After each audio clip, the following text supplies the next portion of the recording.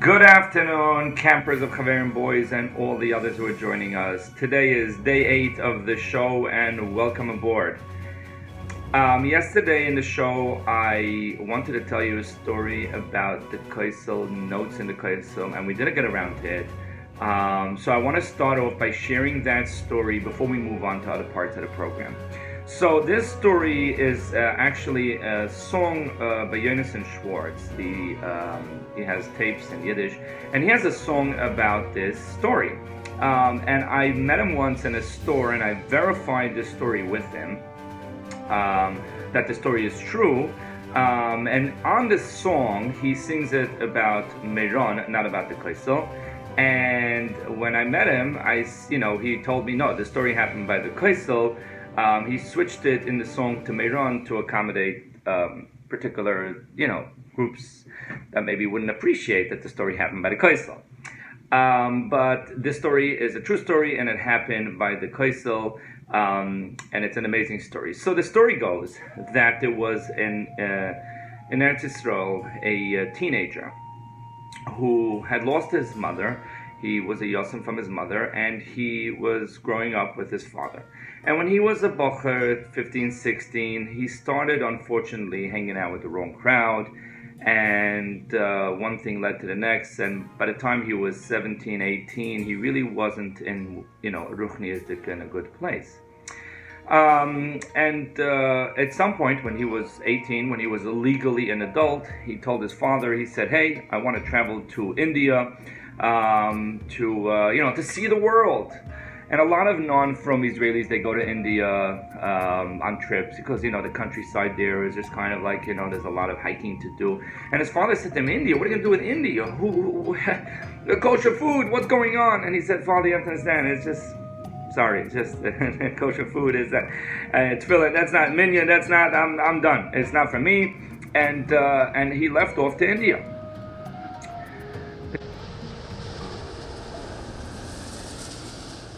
His father was heartbroken, but what can he do? And this teenager left to India to celebrate, to have a good time.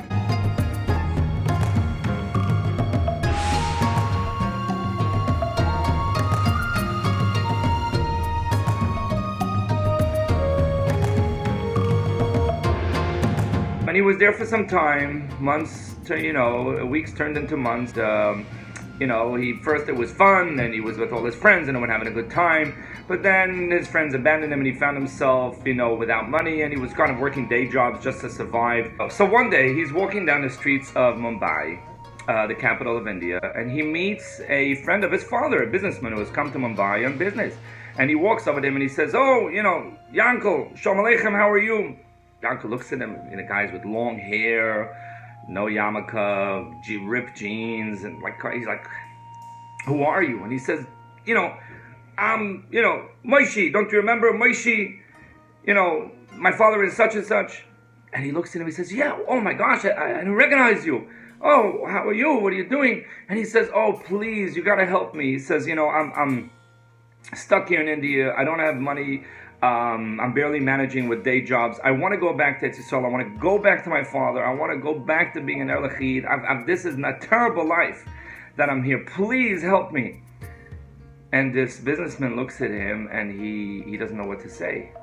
And this kid says, hey, tell me, respond, what's going on? And he said, look, I don't know how to tell you this, but, your father passed away. A couple of months after you left, he was heartbroken, and he was nifta. And this teenager wasn't a kid anymore. He was 20. He looks and he's shocked, and he realizes, oh my gosh, I caused, such agmas nefesh to my father, and he passed away. He was mamish zerbrochen. And this businessman felt terrible, and he paid a ticket. He got a ticket for this, teenager, and he brought him back to Eretz Yisrael. But this boy was zerbrochen. He had messed up his ways, and now he started keeping Torah mitzvahs again. But inside he was so broken of what where he has gone, and most of all the fact that because of him, he blamed himself. His father passed away, and how can he ever fix that? And it's a bracha and a mensch. And this businessman who took him to Eretz Yisrael, took him around to different tzaddikim and different, kavorim, and be mechazik him. He took him to, meet different gedolim who told him it's, be mechazik. But when somebody's zerbrochen inside, it's very, very hard to change that. And then one day they traveled to Yerushalayim, and they went to the Kaisel. And at the Kaisel, like I mentioned yesterday, there was, a minhag of, putting in notes. And this person, he tells this bocher, he says to him, why don't you write a note and put it in the Kaisel, and just pour your heart out and put it in the Kaisel. It's a minhag in Klal Yisrael to put a note in the Kaisel. So the boy writes a note, and he puts it, in between the cracks of the Kaisel. He sticks it in, and the note falls on the floor. He looks at his friend, the businessman, and he's like, Hashem's giving me a message, get out.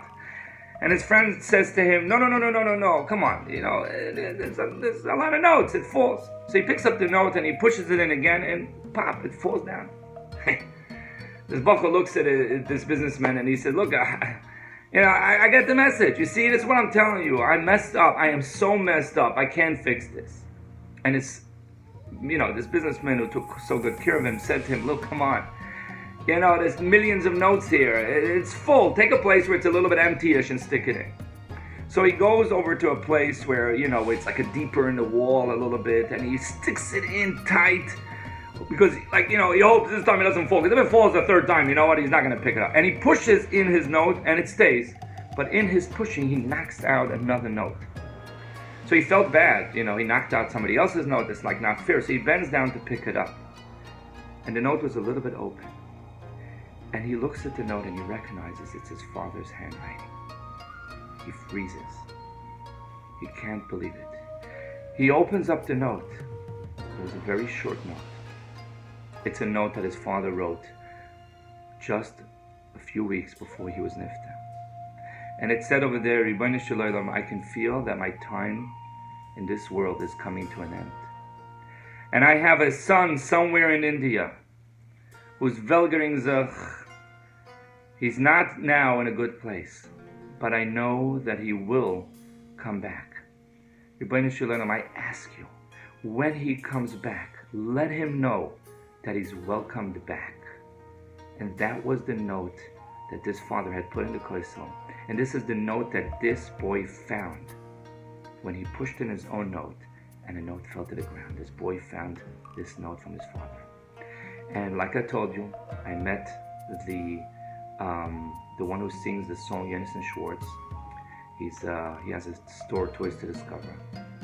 And I verified with him, and I hope I'm remembering the details exact, but the crux of the story is as I told it to you. And he told me that the story is true, and that this young man lives in Europe. This bocher went on to get married and to build a Yiddish shtub, and he lives an ehrliche life today in Europe. Because remember, Kinderlach, a Yid is always a Yid, and no matter how far a person went, he's always welcome back.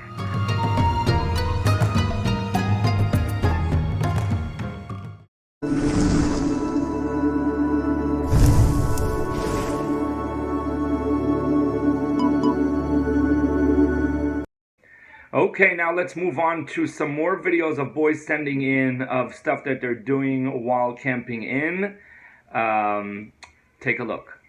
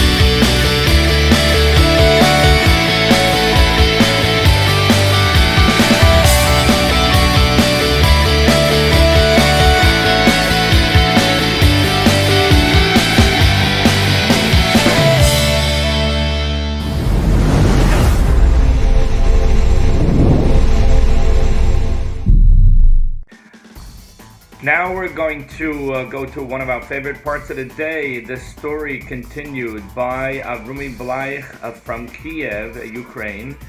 So let's not wait any further.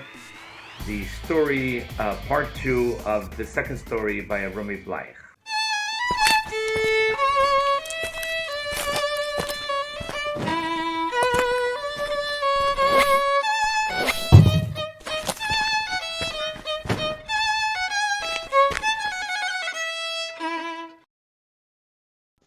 And kids, where we holding this amazing story. It's an amazing story. Wow. Wow, what a story. Wow. Holding this kid, Josh. This kid, Josh, knocked on the door. And one of the boys in the family opens up. Tells him, come in, come in. He tells him, are you sure? Could I come inside? Am I allowed? He says, sure, our pleasure. Come inside. He comes inside, tells him, come. Tells him, what can I offer you?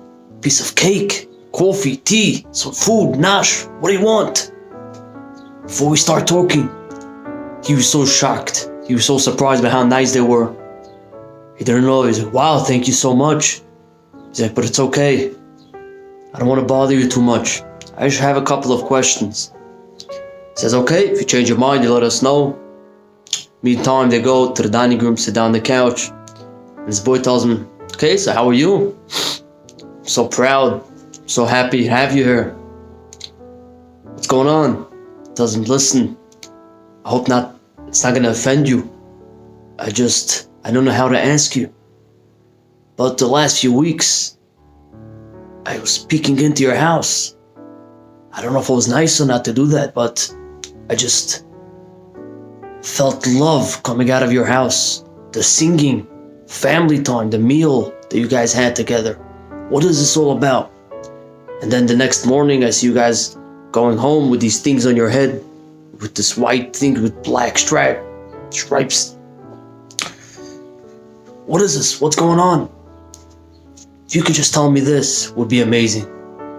The boy looks at him. He says, sure, it'd be my pleasure to explain to you. Let me tell you, he said, by us Jewish people, he said every Friday night till Saturday night is a time of family. No phones, no cars. And he starts explaining to him a little bit about Shabbos, the basics.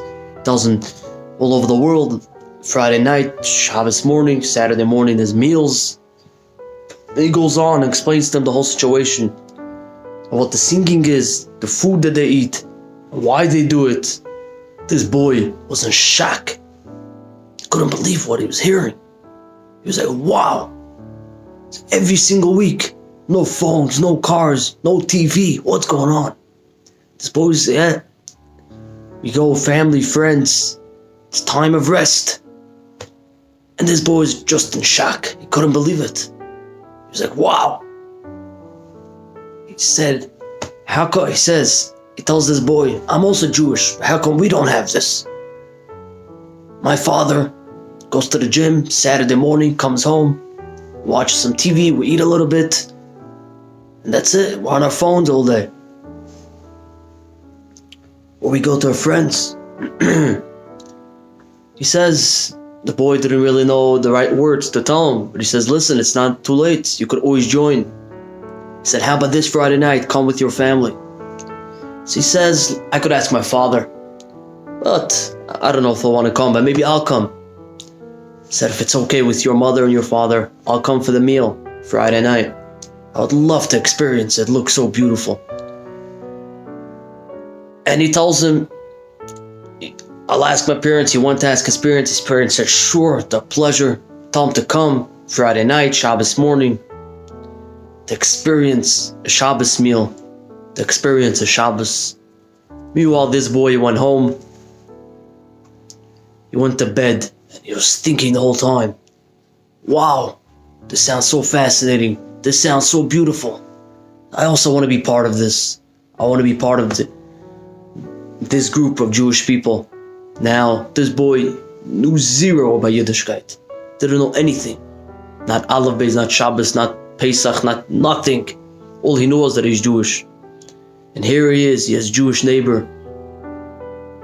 So he feels like he'll be able to learn a little bit more and be part of this amazing thing, the frum world. He can't wait. He couldn't sleep the next few days. He's looking forward to Friday night. He asked his father, of course. His father said, sure, why not? He went, knocked on the door Friday morning onto his friend's door. His friend answers. He says, hi. He says, but could I come to synagogue with you? So he says, sure. He says, but I don't have one of those things on my head. So is that okay? They gave him a yarmulke. They gave him tzitzis. He felt like $1 million. Kept on touching his tzitzis, making sure it's still on his head. His tzitzis, touching his yarmulke, making sure it's still on his head. His tzitzis. He was like, wow, this is fascinating. He's like, we're going to go to synagogue. Experience. He was going crazy. Find out tomorrow what happened after that.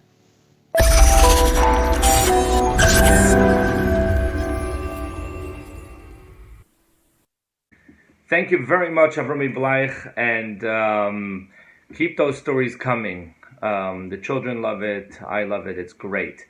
Now, one of the things that, like we mentioned yesterday about all the efforts that are happening around the world to stop the virus and all the shtadlis that we're doing, at the same time, we have to remember is that we trust in the Eibishter. And that one of the things that separates us from the Goyim is that we're not panicking.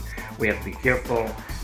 Stay indoors, wash your hands, be super careful. And if you were careful till now, you gotta be more careful. But at the same time, we're not panicking. And the reason we're not panicking is because we know at all times is that the Eibishter is taking care of us. And we trust in the Eibishter. So there is a song Bitchu by Shmuel Younger. I feel it's very appropriate for this concept, is that we're being B'tech Hashem while we're doing Ishtadlis. Take a listen. Previously on Bitchu. Wie hast du gehört? Yeah, it got cancer. It was a big mess up. Weiß, man schleppt sich hin herup. But jetzt hat die erste Story. Efter machst du Tag Song auf dem. Man arbeitet sich aus, es ist schwer, in noch dem. Aber etwas auf Bitchi Bashem.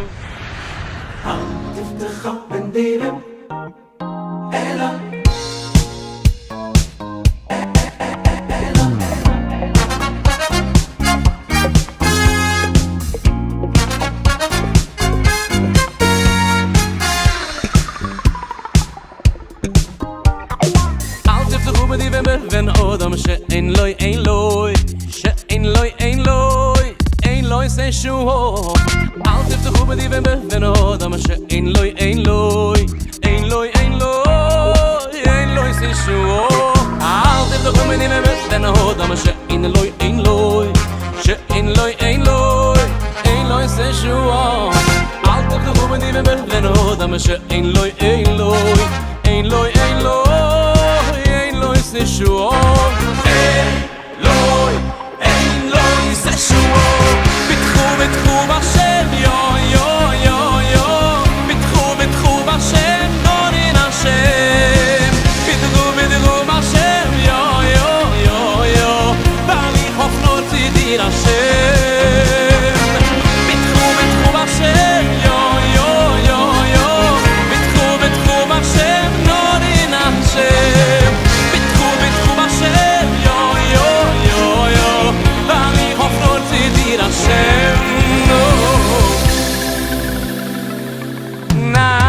The woman even Odom she'en loy, ein loy, she'en loy, ein loy, ein loy se shuo. Al the woman even Odom she'en loy, ein loy, ein loy, ein loy, ein loy se shuo.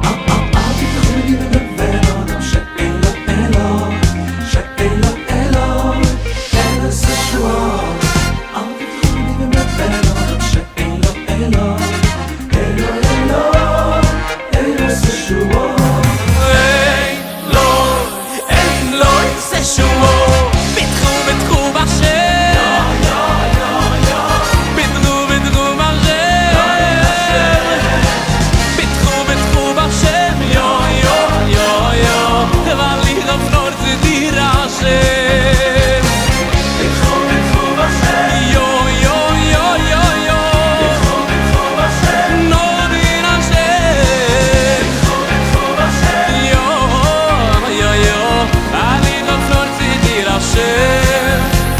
keinem Ja, in keinem Nein. Weil ich hab nur die, nur die allein. In einem Ja, in keinem Nein. Weil ich hab nur die.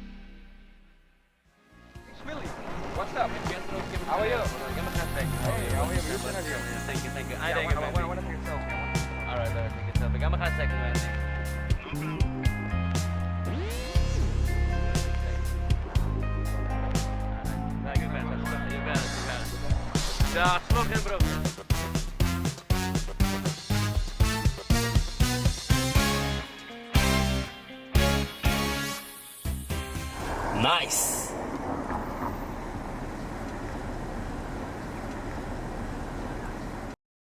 Yes, Kenalach, that is us, Bitchu Bashem, and it's not a contradiction to Ishtadlis. The Eibishter gave us the responsibility of Ishtadlis and put it in our hands to be careful and to be super careful and to do everything in our power to be healthy, but at the same time, our B'tochen, we know, is that it's the Eibishter taking care of us like a father taking care of his children.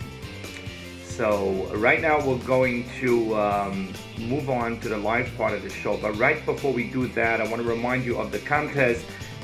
We have gotten some submissions. Again, it's an art contest of any kind of art. It can be painting, flicks, magnet tiles, popsicle sticks, wood, clay, you name it. And the theme is camping and learning and davening. And we're going to put them up for votes in the beginning of next week. So send them in. And if you're sending them in by email, or by text, let me know that it's for the contest. Write submission for contest. The phone number 347-685-3875 for texting. A video or a picture. A video is better, but it could be a picture. Or emailing it to Chaverimboyz@gmail, CHAVERIMBOYZ@gmail.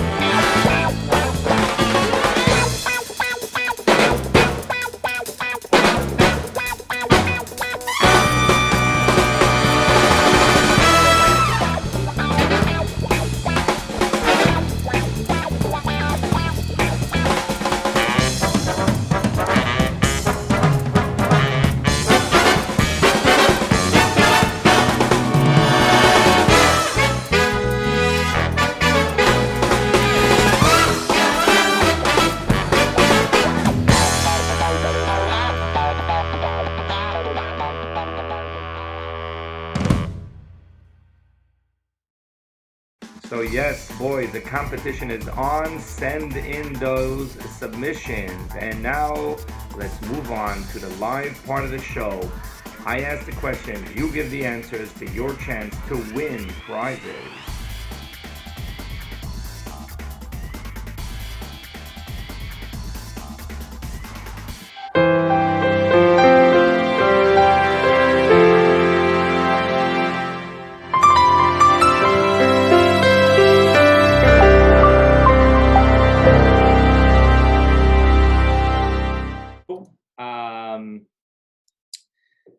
gentlemen, for those who are joining us for their first time, make sure that you know how to raise a hand.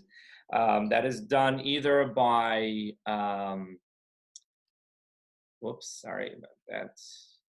What is happening here? Oh, okay. There's some guys sharing their screen. I'm sorry, let me turn that off. Okay. So yes, you make sure you know how to raise your hand, and that is done by either pressing *9 if you're calling in by phone, or you do it by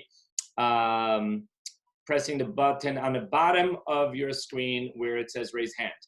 We ask the questions, you give us the answers, and first of all, Guten Chodesh for everybody. It's Rosh Chodesh Nissen, and a Guten Chodesh. It should be a wonderful Chodesh for everybody. It should be a Chodesh that Be'ez Hashem. This whole situation is behind us and we're in good shape. Okay, now we're going to do some questions today on Pesach and other stuff as well. I just keep it all random. And then we're also going to play at the end of the show the music game of guessing the intro. So we have a lot of exciting things coming up. And I would also like to some point call on two boys to debate. We'll bring up some silly questions to debate. So yes, it's going to be an exciting program. And welcome aboard. This is day 8 in Chaverimboyz Camping In. Okay, let us begin with a cute question. And by the way, hey, very important, Yehuda Friedman is the winner of yesterday's trivia. Yehuda Friedman, if you're on, you can raise a hand so that I can ask you what is it that you want.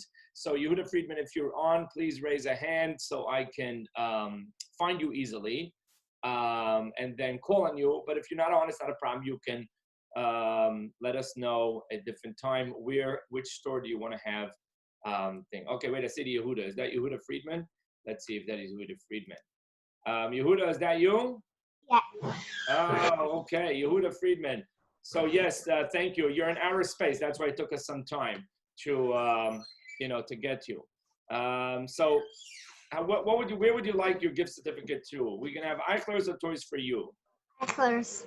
Eichler's. Okay, excellent. So I'm gonna put that. And congratulations. And thank you for reaching, coming on the show from outer space. Okay. So again, we spoke yesterday about the fact that we want to give boys who did not get a chance. So yesterday and today were dedicated to boys who never got a chance. So please only raise your hand if you've never gotten a chance. If you've gotten a chance, it's time to give other boys a chance. That's only for today and yesterday, and next week we'll go back on. So the first question is a bracha that you can only make on a Wednesday or a Thursday. It's really not a fair question, but it's a good question. A bracha that you can only make on a Wednesday or a Thursday. What is that bracha that you can only make on a Wednesday or a Thursday? If you know the answer, raise your hand. Again, if you give boys who did not get a chance yet. So we have with us Stark kids. Stark boys. First of all, this is my friend Shlomi Stark's children. First of all, this is Yaakov Stark. Yaakov, it is so amazing to have you on the show. How's it doing over there in Lakewood? Hashem. Baruch Hashem, fine. Is it hard, the fact that there's no cheder all this time? I see you put on a white shirt for Rosh Chodesh, even though there's no school. That's the right thing to do. By the way, I don't know if your father is home. I'm sorry? I put on film. You put in film when? Last week. Last week? Yes. 1 second, that's a mazel tov. Wait a second. Right over here, drum roll. You see, I don't have a whole studio. It's only me, one-man band. So if I would have a studio, it would be a drum roll over here. So you put on a tefillin, mazel tov. So it's really a double mazel tov. So it's Rosh Chodesh. But, so what do you do when you already put on tefillin? So you already wear a white shirt and then comes Rosh Chodesh. Don't you have to put on a tie? How would we know it's Rosh Chodesh otherwise? You know what I'm saying? Okay, that's a good question to think about. So good to see you, and you can send regards to your father. I'm assuming he's home. So what is the bracha that you only make on a Wednesday or Thursday? Bracha on Erev Tavshilin. Excellent, spot on. Bingo, that is right. The bracha on Erev Tavshilin. The Erev Tavshilin for boys, it doesn't ring a bell. Erev Tavshilin is when it comes a Shabbos right after Yontif. So if Yontif is on a Friday, or Yontif is on a Thursday, Friday, in Chutz La'aretz, then and then you need to cook for Shabbos, you need to make Erev Tavshilin, otherwise you cannot cook for Shabbos. And Erev Tavshilin basically means you started cooking for Shabbos already on a Wednesday, and then you continuing on Yom Tov. Let's not get into the halachas behind it, but that is Erev Tavshilin. So it comes out, you can only make the bracha on Erev Tavshilin either on a Wednesday, when Yom Tov is Thursday, Friday, or on a Thursday, when Yom Tov is Friday, Shabbos. Spot on answer. Now, if you heard when I introduced the question, I said it's not really a good question. You know why? It's a good question. It's a good trick question. It was a great way to open it and great answer, and we're going to write you down into our raffle. But you know why it's not really like a fully honest? I'll tell you why. Because what is the bracha they make on Erev Tavshilin? Baruch atah Hashem asher kiddushanu b'mitzvos v'tzivanu al mitzvahs eruv. Okay, I think I got the words right. And that's the same bracha you make on Erev Chatzeres. So, which you could do on a Friday. So it's not really a perfect answer, but it's a good question. And Yaakov Stark, thank you for coming on the show. And Mazel Tov. When is your bar mitzvah? Yaakov, when is your bar mitzvah? On Achron Shel Pesach. On Achron Shel Pesach. Okay, so it's on Achron, so we can actually even have like gebruks. Although we don't need gebruks, but on Achron Shel Pesach we can have gebruks. Awesome. Okay. If this craziness still goes on and we still have to do camping in all the way down there, I don't think we'll have a show on Pesach, obviously. But right after Pesach, if we still have the need to have a show, come on the show again and remind us, and we'll celebrate the bar mitzvah from far. Okay, Yaakov? Okay. So thank you for coming on, and we're going to mute you now again, and let's move on to another question. It's a beautiful surprise when I get to see kids, wonderful kids that I didn't necessarily expect that were on the show. Okay, we're going to move on to another question. This time it's going to be an easier question. And again, give boys who did not get a chance to raise their hand to raise their hand. And the question is, what is the last word in the Torah? Right? It starts with Bereshis. Not the last word of Chumash Bereshis, the last word in the entire Torah HaKadosha. In the Chamisha Chumshei Torah, what is the last word in the Torah? And we have with us the last word in the Torah. Whoops, I'm just trying to catch these things. We have with us Mati, Mati Hayam. Mati, you are on. What's the word? Speak up, I couldn't hear.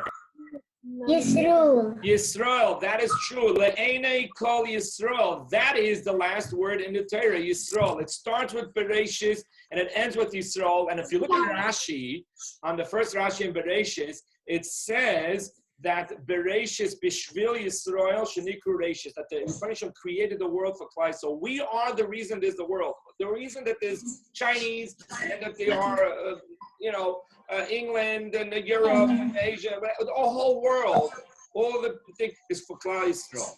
And that's why it starts with Bereshis and the last word in the Torah is Yisrael. Okay. What's your first name, Tzavik? Mati Hayam. Okay. And you're in where? In Lakewood? Borough Park. You're in Borough Park. Okay, it's boring, Borough Park. Isn't it boring, Borough Park? No? You like Borough Park? It's fine. I also live in Borough Park. That's what they wants me to be. You're not sure. I know that. Okay. Well, Mati, Be'ezer Hashem, Mati, we're going to have Mashiach and we're going to live in Yerushalayim. It's beautiful in Yerushalayim. It's a breeze, a fresh air. We're going to all live in Yerushalayim. It's going to be awesome. And we're going to have Camp Chaverim in Yerushalayim. Okay? Amen. That's what it's going to be. Okay, so Mati, thank you for coming on. That was a spot-on answer. And we're going to mute you now. Let's move on with another question. And this question we're going to give for boys who are in Kita Aleph, Beis, and Gimel, who did not get a chance yet. This way we give the boys a little bit lighter questions. And this is for boys who are in Kita Aleph, Beis, and Gimel, who did not get a chance yet to answer. And the question is, it's 8th day of this camping in show. What is the 8th Makkah? We have 10 Makkahs. Number 8. What's number 8? What's the 8th Makkah? in the Torah. Yesterday we asked the seventh, right? What is number 8, the 8th Makkah in the Torah? A boy did not get a chance yet. We have with us, okay, we have Kalish, I think it is. Kalish, you are on. The Arba. Makas Arba, that is correct. Makas Arba was, it was the 8th Makkah. What's your name? Leah Kalish. Leah Kalish. Leah Kalish, you're from where? From Borough Park, Flatbush? Lakewood. You're from Lakewood. You see, every time I think it's Lakewood, it ends up being Borough Park. And when I think it's Borough Park, it ends up being Lakewood. I'm apparently not very good at guessing. But, because from the picture I'm seeing, it looks to me like you're in outer space, together with Yehuda Friedman. Do you see Yehuda Friedman? He's also in outer space. Or it's so much space that you're not bumping it. Just be careful not to bump into Yehuda Friedman, who also is in outer space. So just be careful out there. That is correct. The 8th Makkah was Arba. Interesting enough, just a couple of weeks ago, there was a lot of locust, a lot of Arba in Africa. It's interesting, like we thought we got rid of that problem, but Eibishter is the one in charge of his world. Thank you, Leah, for coming on the show. And let us move on with another question. This question is for all ages. This is for all ages. And again, let's give today, like yesterday and today, we're giving it for children who did not get a chance yet. So the question is a little bit of a hard one. How do you say the number 8? It is the 8th day of our show. How do you say the number 8 in Aramish? That's going to be a little bit tough. It's going to be for the boys learning Gemara, who might know this, or boys who maybe paid attention around Hanukkah, which has 8 days, so maybe. How do you say the number 8, okay, in Aramish? How do you say the number 8 in Aramish? And we have with us a caller from Lakewood, 6282. 6282, you're on.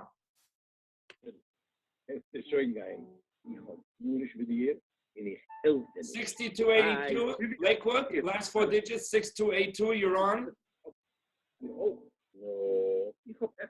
Apparently they're not on. Do you hear us? Speak up. Tamna is correct. What's your name, Tzaddik? Mordechai Spielman. Melech what? Mordechai Spielman. Mordechai Spielman. Okay, Mordechai, that is correct. How old are you? 10. You're 10 years old. When I was 10 years old, I did not know that answer. I'll tell you a funny story. I was in an assembly for Hanukkah when I was 10 years old, maybe when I was 9, 10. And they were giving out prizes. It was Hanukkah, and they asked this question publicly, and I raised my hand, and I gave the wrong answer. I made up an answer, but I never forgot the real answer ever since. So I'm very impressed that you know the answer. Good for you, and thank you for coming on the show. How are you holding out over there in Lakewood? Is everything okay? Baruch Hashem. Baruch Hashem. I'm glad. So, if tomorrow you hear that there's going to be Cheder, is that good news or bad news? Good news. It's good news, right? Even though, it's fun to be home, but it's good to be back in Cheder. Okay, thank you, Mordechai Spielman, for coming on the show. We really appreciate it. And we put you in the raffle, and, good luck, Be'ez Hashem, for winning. Okay, let's move on with another question. And it is, again, a question for all ages. And what is, again, we're going to give the boys who did not get a chance, they should raise their hands. This is a little bit of a tough question. How many aliyahs are there on Rosh Chodesh, Shabbos, Yom Tov, and Yom Kippur? Rosh Chodesh, Shabbos, Yom Tov, and Yom Kippur. On a regular Monday or Thursday, there's 3 aliyahs. Kohen, Levi, and Yisrael. On Shabbos, there are more. On Rosh Chodesh, there are more. On Yom Tov, there are more. And on Yom Kippur, there are more. So there's different numbers. A little bit of a harder question, but hey, you know what? I have to make a harder question because I can't have that everybody knows all the answers. So let's give this a try. See if somebody who did not get a chance yet to answer. And we have with us Ephraim Ephraim Bernstein. Ephraim Bernstein. Wait, I'm trying to hold on. We have to unmute you. Ephraim Bernstein, you are on. First of all, you could start your video. If you don't mind, you could start a video. It'd be nice so everybody could see you, if you don't mind. In the week is 3, the Chodesh is 4. Yom Tov is 5, Yom Kippur is 6, and Shabbos is 7. Unbelievable. You see, I on purpose didn't make it on order, because if I would say Rosh Chodesh, Yom Tov, Yom Kippur, Shabbos, it'd be 4, 5, 6, 7. But that is spot on. Spot on. Is your name Ephraim Bernstein? Yeah. Okay, and where are you from? Bar Park. Where do you go to Chayda? Babiv. You go to Babiv. So you can tell your Rebbe when you come back after this is over that Bli Ein Hara, very amazing knowledge. And again, if you want to be able to be seen, you can turn on your video. Did you turn on your video? Oh yeah. Let's put you. I'm sorry. Let's spotlight you. I didn't realize that you did already. Oh, awesome. Oh, now we can see Ephraim. This is Ephraim. Okay, good. You see, it makes sense. You look like a smart kid. You know. I don't know how the looks of a smart kid, but you look like a smart kid, Bli Ein Hara. And yes, that is correct. Chazal were misaken how many aliyahs they are. Obviously, sometimes we have more aliyahs. Like, that's why I think kids may be mixed up, because they go to shul and it seems like there's like 32 aliyahs. And that's because if there's a chusen and a bar mitzvah and a bris, and then they have the zayd and the baba, and not the baba, but the baba's uncle, and everybody gets an aliyah. So they add on aliyahs. That's called the hisofis, when they add on aliyahs. But there's a minimum amount of aliyahs that you're supposed to have. Now, let me ask you. I'm going to ask you, Ephraim, since you seem like a smart kid. What's the smallest aliyah? If I wanted to add an aliyah, how many psikim do I need to read? The minimum. 3. 3. Wow, look at that, spot on. Wow, I should have gone to Babiv as a child. Unbelievable. That is correct. 3 is the minimum. And by the way, Rosh Chodesh, the reason I'm asking this, we go back a pasuk to be able to make it be 3 psukim. Usually we just go on in order. We keep on moving. Or Rosh Chodesh, we run out of psukim. There's not enough psukim. So we go back a pasuk. Okay? So I don't know if you noticed that. When you're talking about Ephraim, right? You go back a pasuk to be able to line 3 psukim. And that is correct. Ephraim, thank you very much for coming on. That is correct. Unbelievable, smart answers, smart children. Let us go on with another question. This is a question for all ages. Let's keep this one with all ages. And the question is, when Moshe Rabbeinu ran away, where did he run away to? What was the name of the city that he ran away? Moshe Rabbeinu runs away because Paro wants to kill him. Where does he run away? What's the name of the city that he runs away to? Where does Moshe Rabbeinu run away to? And we have somebody with, I think that's Baltimore 416, 1774. You are on. Hold on, I have to unmute you. Hold on. Sometimes it takes a second. Whoopsie, where did he disappear? I thought I had him on. I had a phone number. Let's see if he's still on, unless he lowered his hand. Unless I lost him here. Okay, that phone number, 416 area code, if you're still on, raise a hand again. I was trying to unmute you, and in the process, it seems like you disappeared from the screen. But we would like to call on you. So again, you can try again by raising your hand. And we would like to call on you. Okay, let's, in the meantime, pick on, okay, what do we have over here? Avraham Blum. Avraham Blum, you're on. Okay. Midian. Midian, that's correct. Moshe Rabbeinu ran away to Midian. That's correct. And when he ran away to Midian, if you look in the Medrash, there was a lot of trouble there. He first Yisrael put him in prison. His shver, put him in prison. It wasn't happy times, but he ran away to Midian. Okay. Now, in Midian, he marries somebody. What's her name? That's just like a bonus question. Tzipora. Tzipora. That is correct. And Tzipora has how many sisters? See, now I'm trying to like trick you into a bunch of questions. No need to do that. Okay, thank you. What's your name, Tzaddik? Avram? Avram Bloom. No, I'm not sure because I see like another hand. So I'm not sure if, you're Avram or somebody else if it is Avram. Okay, Avram Bloom. That is correct. Moshe Rabbeinu runs away to Midian, and that is part of our history in Klal Yisrael. That's why he marries Sipporah and has two children, Eliezer and Gershom. Okay, where are you from, by the way, Avram? Lakewood.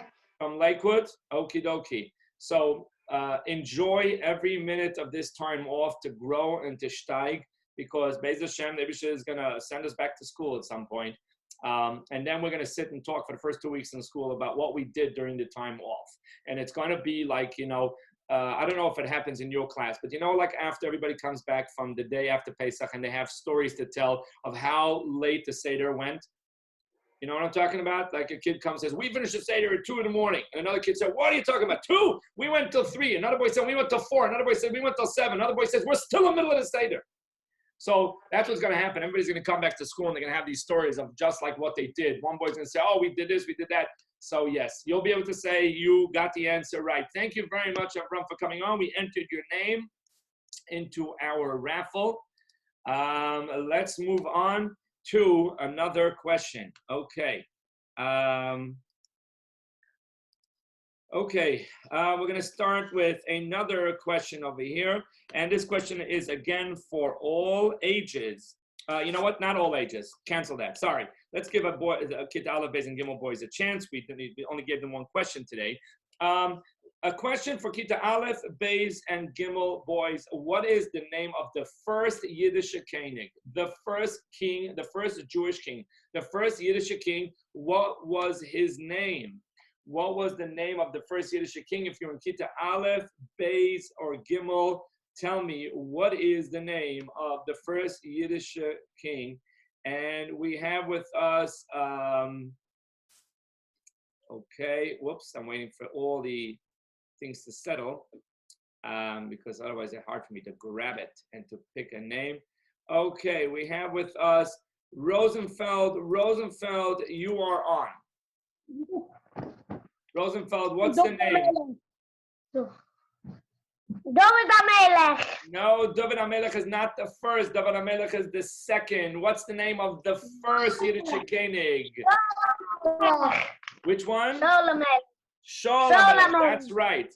Now, these two tzaddikim that are sitting next to you, the one with the glasses, the smart guy, and the other ones also, we remember them. We had them on the other day, but we're glad we got you on too. Are you a brother or are you a cousin?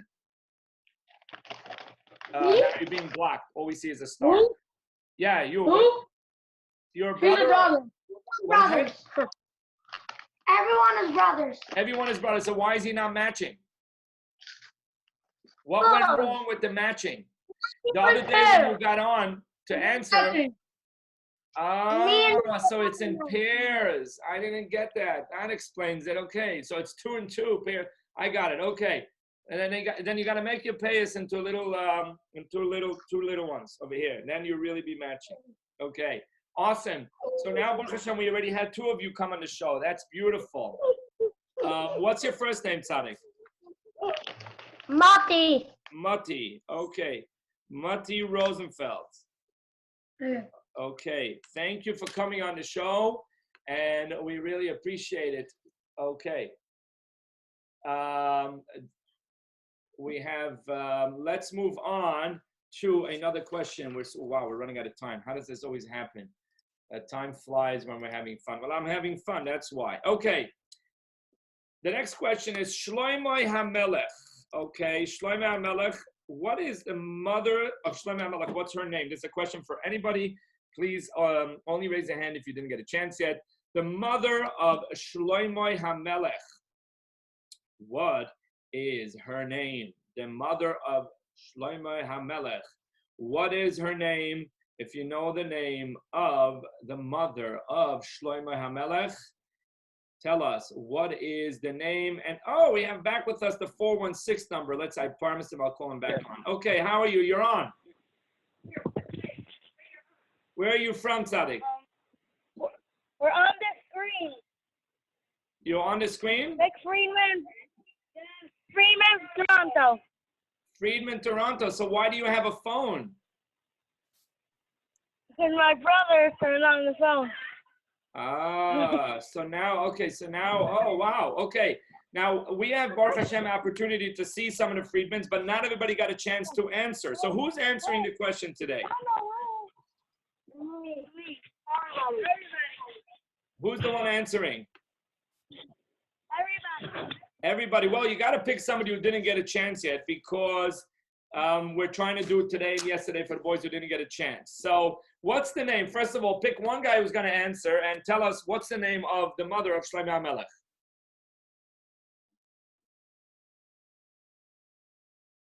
What's going on over there? We lost them? No, we're here. Oh, we're back on. Okay, good. So tell us, what's the name of the mother of Shlomo HaMelech? Bathsheba. No. Bathsheba, that's correct. Bathsheba, David HaMelech had 18 wives, but one of them was Bathsheba, and she had Shlomo HaMelech, 18 wives. Can you imagine? You have 18 people telling you to clean up. Wow, that would be something. Yeah, even though maybe every mother took care of her own kids.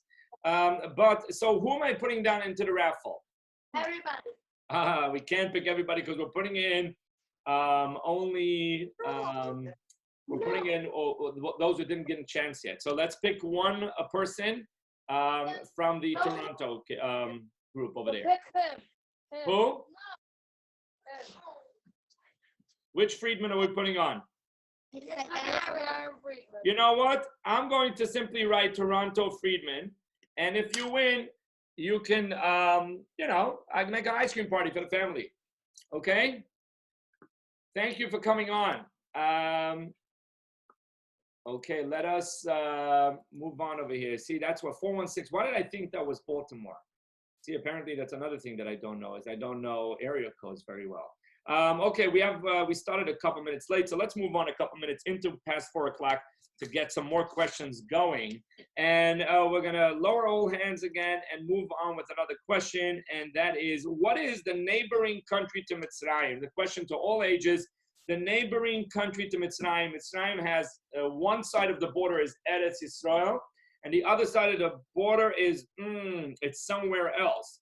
So tell us, what is the other side of Eretz Yisrael? I'm sorry, the other side of Eretz Mitzrayim. Mitzrayim has on one side is Eretz Yisrael, and the other side it has another country. And we have with us Weil. 1 second, I'm trying to unmute you. Oh, what's going on? Why is it not unmuting? We just unmuted and muted you again. Okay, Mr. Weil, you're on. Shlomi Weil, right? Shlomi? Yenezevi. Yenezevi Weil. Yenezevi, sorry. So I saw the S, I wasn't sure. Yenezevi, okay. Very good. How are you doing, Yenezevi? Are you missing Camp Chaverim? Yeah. Very much. Isn't it fun that we can have like a mini camp in the middle of winter? But it's like different because we don't play sports, but we get to like do all these fun questions and stuff. Yeah. Maybe if we would figure out a way, we can have like a basketball game, like everybody together by video. I don't know how to do that yet. I'm working on that. Okay. Yenezevi, very good to see you. And who's your brother there? Yitzchak. Yitzchak. Was he a camper? I don't remember him. No. He was not. You see, if he was, I would remember him. He's coming in this year. He's coming this year. I'm looking forward. What's his name again, you said? Yitzchak. Yitzchak.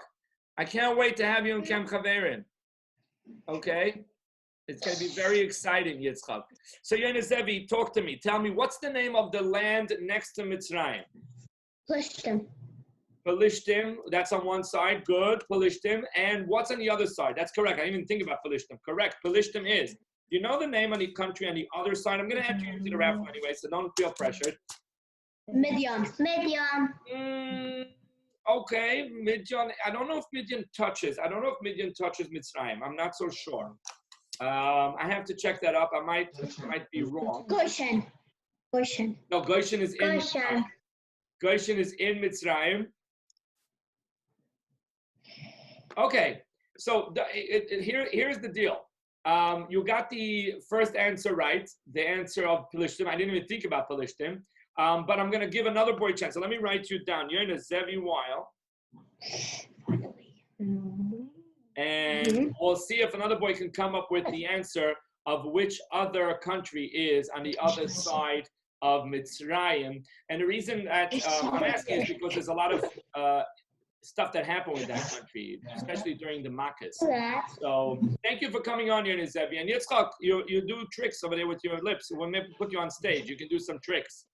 Okay? Take care, Wild Boys. How many times did people tell this to you, Nizevi? See you in a while. Did you hear that joke before? What? Did you hear this joke like people tell you, oh, Nizevi, see you in a while? No, nobody told it to you? It's a while to process. Well, okay. Well, maybe it's a joke. Maybe if you're hearing it from me the first time, then see you in a while. Which, of course, if your name is Wild, then maybe it's it's funny. Okay. Take care. It takes a while to process. Very good. It takes a while to process. Okay, very good. I like that. Okay, you can come work for me. You got a good sense of humor. Take care, Yenizevi. Really good to see you. And we're gonna move on with one more question before we take a break for our second part of the show, and we have a lot of exciting stuff coming on. Okay, again, we're gonna have a question for all ages. Again, boys who did not get a chance, give them a chance to raise their hand.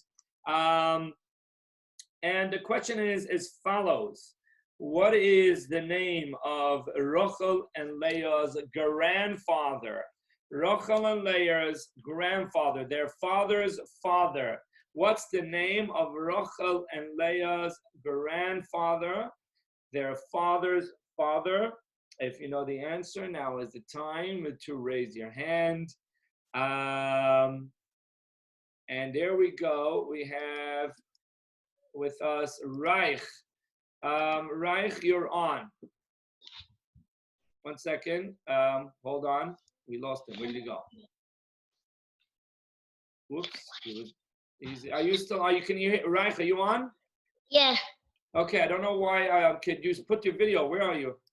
Where did I lose you over here? I was about to get your video going. Could you start the video so we could see you? You don't have to. It's up to you. There we go. It's on the video. I got it. Wait. We're gonna get you. Oh, here we go. Okay. First of all, lower it because we're only seeing your eyes. So lower the screen a little bit. You don't have to make your pious. Look at my pious. They look like civility. They look like I've been home for a week and a half. Yes, I have been home for a week and a half. That's why. Okay. Your first name is Ellie, right? Right. What's your first name? Ellie. Ellie, just making sure. So Ellie, I think we got a video of you in the snow. Is that right? Yeah. First of all, so when I got that video, I was so surprised because I was like, snow? Like I said, I've been home for a week, but did it snow? I didn't know it snowed. And that's when I found out that you were upstate New York. So are you still upstate New York? Yeah. Okay. Stay Awesome. till after Shabbos. You're here till after Shabbos. Wow. Okay. So the snow is still on the ground or the snow has disappeared? Snow is melting a little. Is melting a little bit? Well, maybe you can bring a whole bunch of snow back, fresh, clean snow in a cup, and we can put syrup in it, and we can have snow cone. Just an idea. I don't know. You can sell snow cones, deliver. You're going to have to deliver because everybody's home. So you'll have to deliver to homes snow cone. Okay, but all jokes aside, good to see you, and thank you for sending that video. So what is the name of the country that is on the side of Mitzrayim? What? What's the name of the country that's next to Mitzrayim? In other words, we had the boys say Pelishtim, and what's on the bottom of Mitzrayim? There's a country there. What's the name of that country? The name of that city, or not city? It's the name of a Medina, of a country. Yeah, I think you asked a different question. Oh, I asked a different question? What was the question that I asked? Oh, I asked about. Oh my goodness. I can't believe it. I moved on. You see, this is what happens over here. I moved on. Thank you for pointing that out. So that means I never gave the answer. Oh my goodness. So first of all, let's take a minute to answer. See, my head is spinning. The land next to Mitzrayim is Cush. Okay, that is because we asked that question. We left it open. The land on the bottom of Mitzrayim is Cush, and one of the funny things that happened during the Makkahs is the Makkahs only went into Mitzrayim. So Makkahs Sefardea only went into Mitzrayim, and it stopped by the border. And Mitzrayim and Cush had border fights for years. Cush said the border goes to here. They said it goes to here. There were fights, and Mitzrayim was bushed out. Do you know the words bushed out? You ever heard those words? Booshed out? Yeah. It's a word that kids still use, right? Mitzrayim was booshed out because the Eibusher showed exactly where the border ends, where the frogs were, where the kingdom were. But you're right. I already moved on to another question with you. But that's the answer to that question of which land. It's Cush. So what the question I asked was, who is the grandfather of Rachel and Leah? What's his name? Seal. Besuel. That is correct. Besuel is the grandfather. I'm going to ask you now a tougher question. Was Besuel at the wedding of Rivka? No. Why not? What happened to him? I don't know. I guess. You guess right, because Besuel died on the spot. Gemara says Besuel wanted to stop Yitzchak from marrying Rivka. When Eliezer came and he told Besuel, let's take Rivka, Avram, Besuel wanted to stop. Rashi, if you look up in Rashi, Rashi says the Eibusher made him the kapoya. He was gone. He was history, and he never made it out. He never was able to shtet. Thank you very much, Eli Reich, for coming on. And I'm sorry I confused you a second with the question, but it does happen because I work on the show for about 5-6 hours before the show starts, and I prepare the questions and stuff. And in that process, I got semished. Okay, on Pesach we don't mish, but this is not yet Pesach, so I'm allowed to mish a little bit. Okay, very good. Thank you very much, Eli, for coming on this show, and bring back some snow with you. Okay, and now we still have more questions left, but I don't want to bite too much into the second half of the show. So right now what we're going to do is we're going to start the second half of the show, the taped part. We have very interesting things coming up. And what we're going to do after that is we're going to play our game, which has the intro game, which we'll get to. And if we have time for some more questions, a lot of exciting stuff coming up. This is Chaverimboyz Camping in Day 8.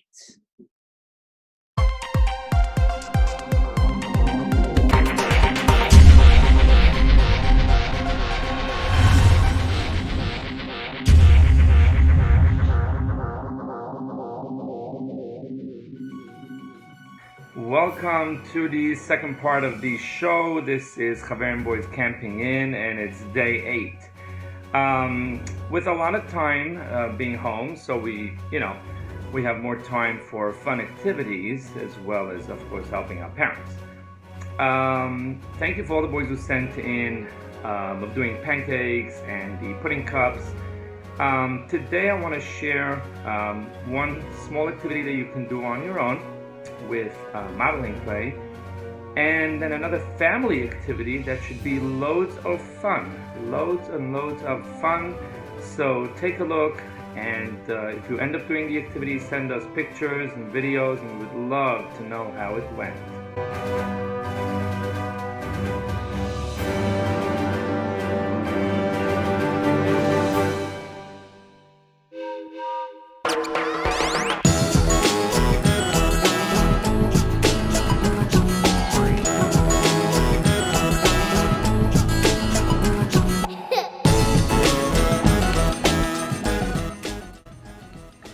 For today's activity, you're going to need simple things such as modeling clay, a plastic knife, plastic fork, and a pen.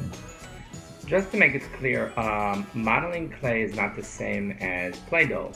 Play-Doh is much doughier, and I don't know about the brand Play-Doh, but some Play-Dohs are chametz. Modeling clay is longer lasting and it's not chametz. And it's easier to work with. So if you don't have modeling clay, you could try it with Play-Doh, but it not necessarily will get you the same results. For our first project, we're going to make a birdhouse. So I'm going to use the color red for the body of the birdhouse. The first thing you want to do is you want to take the whatever color you have and create a square out of it. So I said square, but I actually meant something more like a rectangular brick. So that this is going to be the body of the birdhouse. Now we're going to do the roof. Again, I'm going to take a different color, in this case, and create a square. And this time I mean a square, so that we can slice off parts for the roof.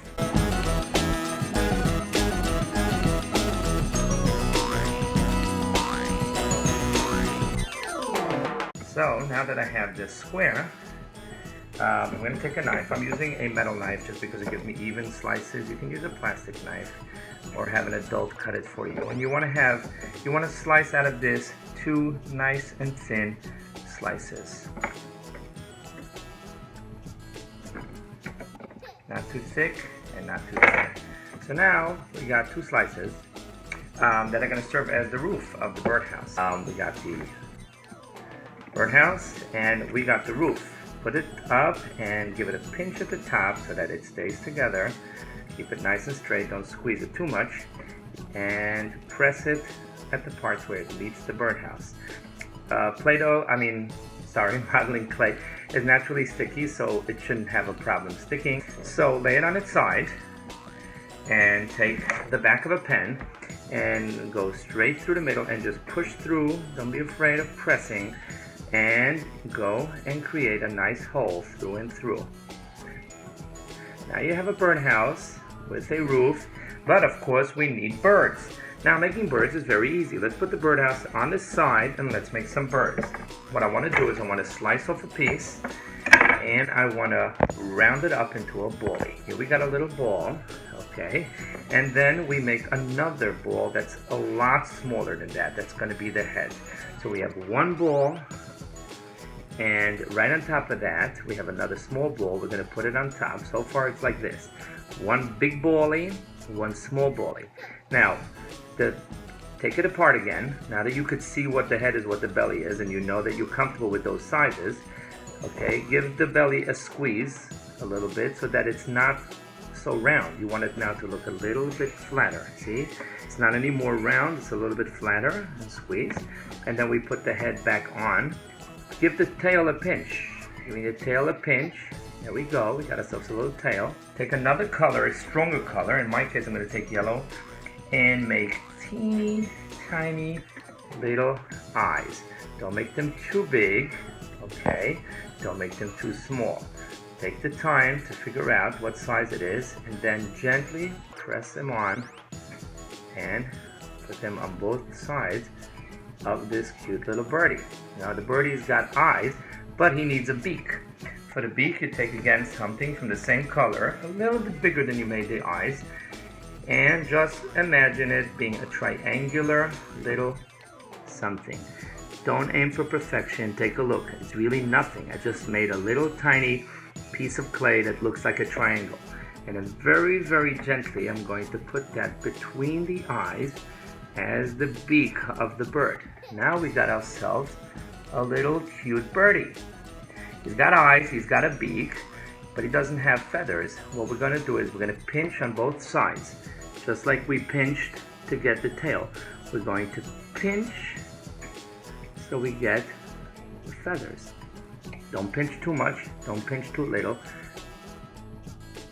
Now we take the birdhouse, we got the birdhouse, and let's put one bird right there on the top of the birdhouse, because one bird just came to rest on top of the birdhouse.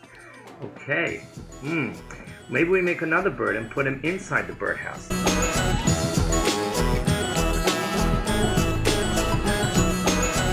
Now we want to take this birdie and put him inside the birdhouse so that he's just about coming out of the birdhouse. I push him in a little bit. Remember, it's sticky, so it's going to stick.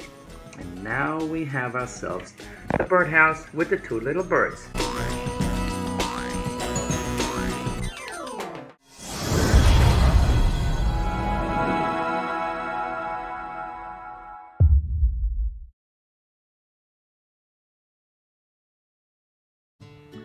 For this activity, you're going to need to have a gel, the one that usually is used for, under the hot plates in simchas, a ceramic, not plastic, a real glass plate, some marshmallows, wooden skewers to be able to hold the marshmallows, and of course something to light it with. This is an activity for the whole family. Usually you think about roasting marshmallows, you think about doing it outdoor, but it doesn't have to be outdoor. You can roast marshmallows safely indoor. This is safe to do. Just gather everybody around and light the gel Put marshmallows on those skewers and start roasting them and enjoy. It's simple, it's fun, and it's delicious.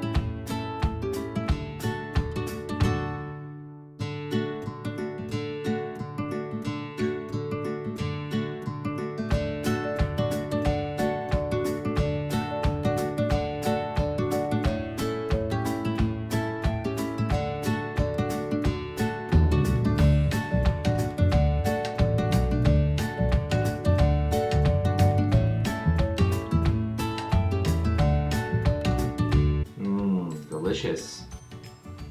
Just right and soft. Just remember that just like any roasting marshmallows on a campfire, sometimes the marshmallows will catch fire, so be ready for that. Just blow them, it's not a problem at all. And make sure that under that gel, which are available in any store, those are called sterno gels, that under that metal can you put a real plate, because it's going to get very hot, and you want to put a real plate. Don't put it directly on a table or on a tablecloth.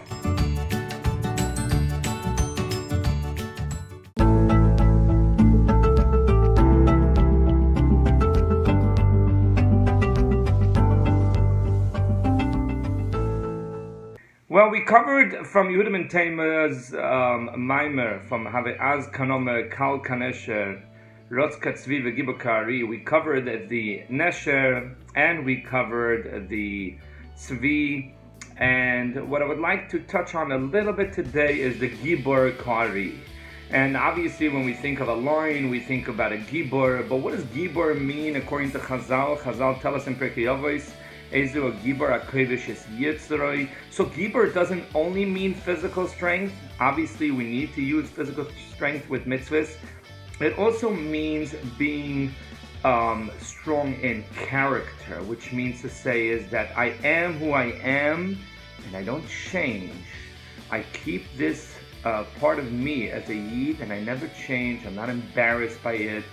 That is what Gibur Kari. Let's learn a little bit about the lion and about how he makes his presence known, never shy about who he is and what he stands for. First of all, the lion is strong physically as well. Take a look over here in a zoo in England, how the lion grabs one side of the rope and pulls while a bunch of others are pulling from the other side. And the lion, even though he's only one lion against, almost 7 people, the lion is still managing to hold. It's like a game of tug-of-war, 7 against 1, and the lion is winning. That is because he has immense strength in his mouth, and he's pulling on that rope and winning. One of the things you have to know, Kinalach, is that lions, the boy lions, the tati lions, they not always have the hair that we're so used to in the pictures, which is known as a mane. Only some of them get it, and they get it as they get older. But for a couple of years, they may look like the lioness, like the mommy lion. So just be aware that not always is a lion going to be with that big head full of hair.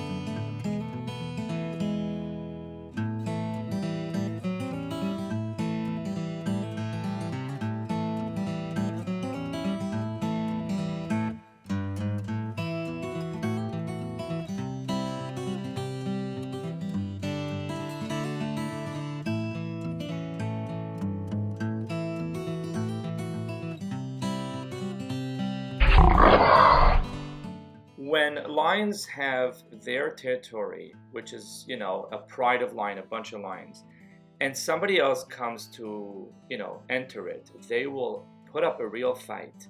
And I think one of the things Chazal teach us in Gibur Kari is stand up for what you know is right and don't let others push you away.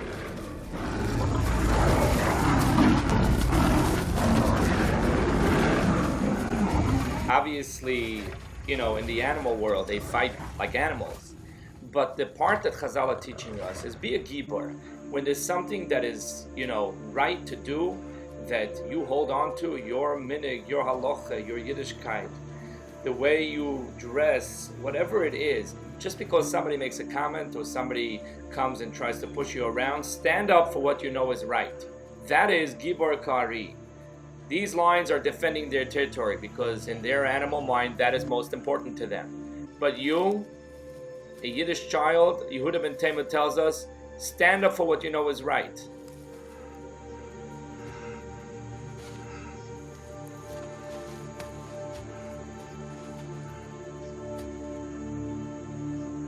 Let's learn this from the lion, from the Ari. Let us stand up for what we know is right. If we see somebody, chas v'shalom, chepping somebody else, we know it's wrong. Let's not be shy. Let's not be afraid. Let's stand up and defend him. When we are Eden, wherever we are, no matter what somebody says or looks at us, we know who we are. We're proud. We are Gibor Kari at all times.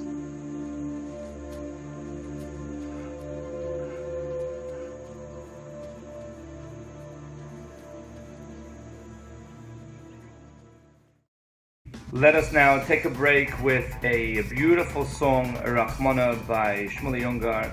Take a listen, and right after that, we go right back on live. We ask questions, you have the answers. Stay tuned, Chaverimboyz Camping In, Day 8.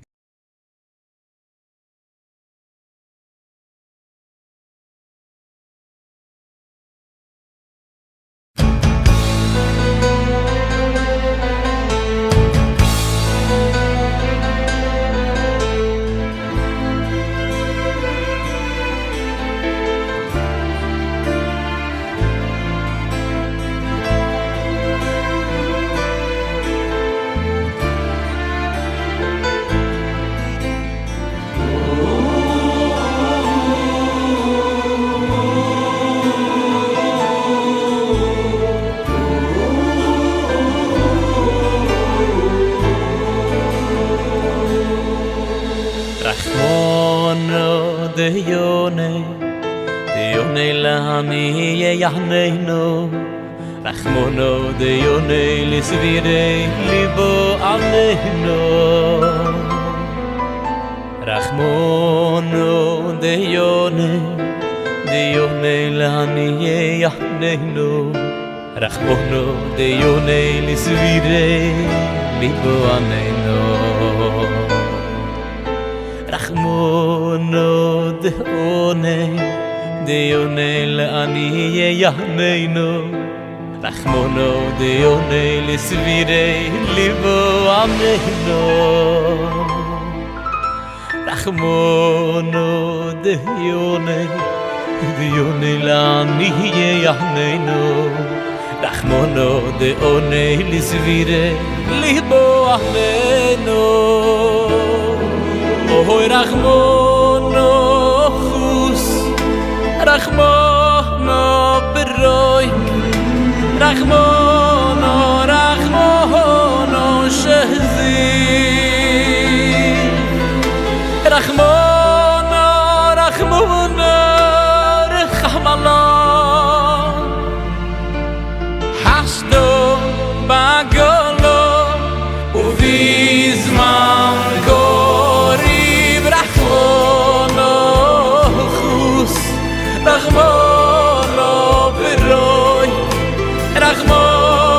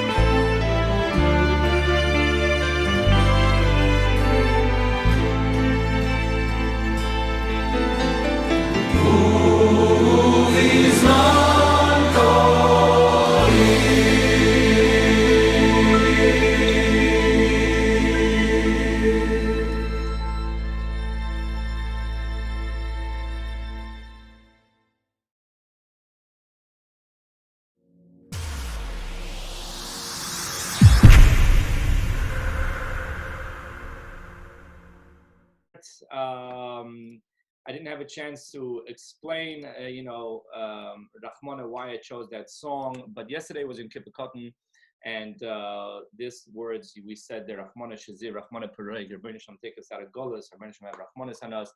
And therefore, yes, it is appropriate to daven at any given time. Okay, so what I would want to do right now, before we start our game, I would like to, before we start the game of guessing the intro, I want to be able to choose two boys to debate an issue, which is, I'm going to ask a question, and I want to have two opposing opponents, people with different opinions, tell us what they think, and then try to explain and defend their opinion. Okay, so again, I'm going to ask a question, and if you hold of one way, I'm going to ask you to raise a hand. I'm going to pick one, and then we're going to pick somebody who holds the opposite, and then we'll see. Okay, so here is the question: which has greater value? What is more important, time or money? If you had to choose one, time or money. If you hold time is more important, raise a hand. Only if you think time is more important, then raise a hand. If you think time is more important, then raise a hand. And we're going to pick somebody, and then we'll find somebody who holds the opposite. If you think time is more important, then raise a hand. Let's pick somebody here that feels time is more important. Let's see. We have, we have here somebody, Dave. I don't know who Dave is. Dave, whoops, we're trying to unmute you. Okay, 1 second. Oh, we got you. Okay, let's see. Who's Dave over here? Who is this? Back up your camera. Where did Dave come in? Dave, my English name. Your English name is Dave? Okay. Sort of. This is Dovi. Okay. So first of all, I'm not sure if it's the position you're sitting. Your face looks very dark. Maybe get the light behind you. It's fine. Either way, it's fine. As long as, that's much better. Okay. By the way, is Shlomi still around? No, he just left. He just left. Okay. So this is the question: which is more important, time or money? And you chose time, correct? Yeah. Okay, good. Now you stay on the line here, because we're gonna pull up somebody who feels that money is more important. If you feel money is more important, raise a hand, and I want you both to be able to explain your position. So if you feel money is more important, please, raise a hand. And we have with us Freed. Freed, you're on. Who's Freed here? Oh, the Freed boy, Rabbi Freed. We interviewed his father a couple of days ago. Okay, you feel money is more important, correct? Yeah. Okay, no, not your sister. That's her opinion. This is your opinion. Money is more important than time. Okay, so we have with us, what's your first name, Sally? Pinchas. So we have with us Pinchas, who feels that money is more important. And we have with us Mr. Frank Jr., Dovi Frank, who feels that time is more important. So let's begin with you. Dovi, you still on? Okay. Yeah. Okay. So Dovi, talk to us. Tell us, why do you think that time is more important? Well, with time, you can make a lot more money. And anyway, wait. Slow that down. If you can make more money with time, so you're saying really money is more important than time. Time can simply make more money. Is that what you're saying? No. Okay, so explain yourself. Not at all. Every word of Gemara, every word of Chumash is more than a billion, more than triple the amount of every single dollar, of everything $1 million. It's obviously, so you could be learning, let's go for 5 daf a day. Okay, fine. If you're sitting at home, or his father is sitting at home, they're sitting in Kala, could learn a nice 3 daf. Each thing is more than the whole money. So you're saying time allows you to do more mitzvahs. Okay, let us hear Pinchas's response. Pinchas, speak up. Tell us, why do you feel that money is more important? Money, you can pay for college. Okay, meaning to say? Explain yourself. Explain yourself. Money, you can call people to learn. So you're saying is that money gives you the ability to help other people learn. Okay, Dovi Frank, what do you say to Pinchas? Pinchas says money can get you to, you can pay for a lot more people to learn. But you need time to learn. Okay, meaning you need time to learn for yourself. 1 minute. I have a story here. I have a story on this. Okay, but make it quick because we want Pinchas to respond. They went to Reb Shach. And they said, well, which is worth more? People that pay for money, people that learn, people that he said people that are learning. So Reb Shach said, you're saying that people that are learning is even better than supporting people who are learning. Okay. And not really what I meant. I mean, people that it's hard for people to learn. So they really have a lot more time, and if they have time, they can learn a lot more than people that rich people. Because all these people that have money, they're not only giving money to people that want to learn Torah. Okay, so in other words, ultimately you're saying though is that time is more important because it enables you to learn Torah more. Pinchas, what is your response to that, Pinchas? It also gives tzedakah for money. So money also gives you ability to do tzedakah, other kind of tzedakahs. But is it more important than time? That's the question. Torah doesn't matter because Torah gives you the ability to do a lot more stuff like answering questions and like on Pesach you have an answer to this, Pesach you have that, and it's a bigger schus. Okay, so I think both of you are saying very important things. I think both are making a good argument. Why don't we, just to close off this debate, why don't we bring on anybody else? If you want to comment, raise your hand if you want to comment on any of this. We'll bring in a third person. You don't have to decide because I think both Pinchas Fried and Dobie Frank are making good points. Both of them are saying that ultimately we want to serve the Eibishter, and hey, having money and having time, both extremely important. Let's pull on another boy who wants to add something to be able to this argument over here. We have with us Nussi Dembinski. Nussi? Nussi, what do you feel, Nussi? If you have no time, what is your money worth? Unbelievable. If you have no time, what is your money worth? Wow, that's a very powerful statement. Pinchas, that's a tough statement. What do you think to that, Pinchas? I know that. Well, you know that. Oh, wow. Well, these discussions are not really about who is right and wrong. I think it's just to give us some thoughts of, That he can pick to be poor. What is it? I'm sorry? That he can pick to be poor and learn. Right. But I'll tell you something is that at the same time, it's a big nisayon being poor, right? It's very hard. So it's not, time is important, money is important. Here is the part that I think I would like to finish this idea with. And that is that whatever Hashem gave you, whether he gave you time or money, use it wisely. Okay, does that make sense, Nussi? Is that whatever Hashem gave you, if he gave you time, use it wisely. I think a lot of us have a lot of time. Do you feel you have more time now because you have so much more time at home? There's more time in your hands? You're not so sure. Yeah, maybe. Well, a lot of us now that we're home, we have like a lot more time for things. I don't know if we have more money, but we definitely have more time. So I think being able to use our time smartly, that's very important. So I think, thank you very much, Dovi Frank, for coming on. And thank you very much, Pinchas Fried, for coming on, and Nussi for helping us out over here. We're going to do one more debate question over here. It was very good. You see, very smart answers. And again, there's no right and wrong. It's just really, a good just discussion. Okay. This is another question. Okay. Is being popular in school, is it important or not?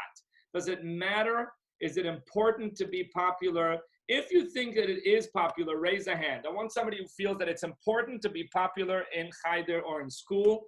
I want to hear about that. If you feel it's important, please, You can raise your hand and let us know.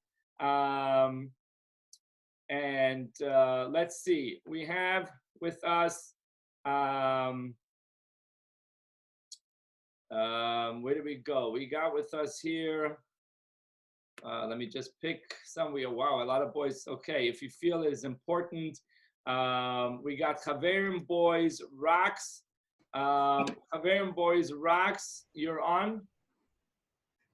I'm in it. We don't see faces. You have fancy schmancy stuff. We don't see faces. Maybe turn off. We only see the Golden Gate Bridge. Okay, that's yeah. Yeah, okay. It's got to be. This is the Sofer clan, the Sofer boys. So you feel that being popular in Cheder matters. Tell us why. Oh, then everyone's your friend. Then everyone likes. Everyone likes you. Everyone's your friend. Okay, and what does that help you? I mean, it's everybody likes everybody's your friend, but why does that matter? I'm not saying that you should be hated. I'm not saying you should be hated in school, but you know, how about just being regular, not popular? You can be nice to everyone. Well, yeah, if you're popular, you're saying you get the opportunity to be nicer to others. By the way, do you find that, is that something that happens often? Are the popular kids nicer to other kids? No. Not always, right? So maybe not so easy. Maybe not so easy. You're popular and you're nice? Okay, Yeah. That's a good thing. Okay. So, you know, you feel it's important to be popular because it gives you the opportunity to be nice to other kids, even though your sister agrees with me, is that the popular kids are not always nice. I think they forget sometimes. But okay, that's a good argument. Let us find somebody who feels that being popular is not important. Raise your hand if you feel being popular is not important. If you feel being popular is not important, then let us know. We have here Menachem Brach. 1 second, we're trying to unmute you. Menachem Brach, you're on. Menachem Brach. That's Yossi Brach. That was cheating. You said Menachem, it ended up being Yossi, and it disappeared. He's back. Change the name. Very good. Where this is Yossi? Well, Yossi could give us a good answer, or the sister, which keeps on disappearing in and out of the screen.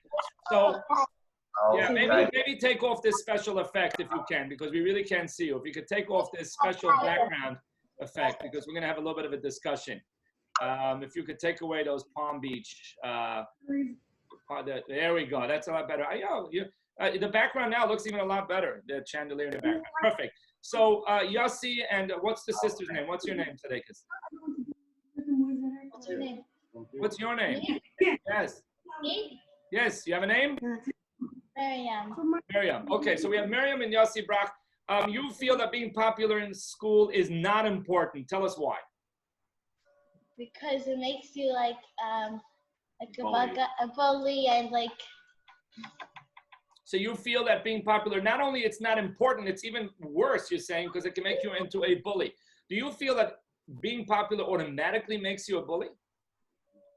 No, but it makes you like a bad guy then. Okay, so is it possible to be popular but not be a bully? Yeah. Most Okay. times they're a bully. Okay, so most of the time they're a bully. So Sofer family, the Brach family says being popular is not such a good idea. It's not bad. I mean, whatever, but it can make you be a bully. What do you say to that? You could tell people to be nice to people that are not going to listen. Okay, so again, I think both are agreeing that is a possibility of being a bully, but I think that if you had to choose between being popular and not popular, the Sofer kids are choosing popular, okay? How are you going to make sure that you're not a bully? Be nice to everyone. Okay, but if you become popular, you might forget. Oh, we have good memory. Oh, you have good memory? I know, because it's on my camera. Okay.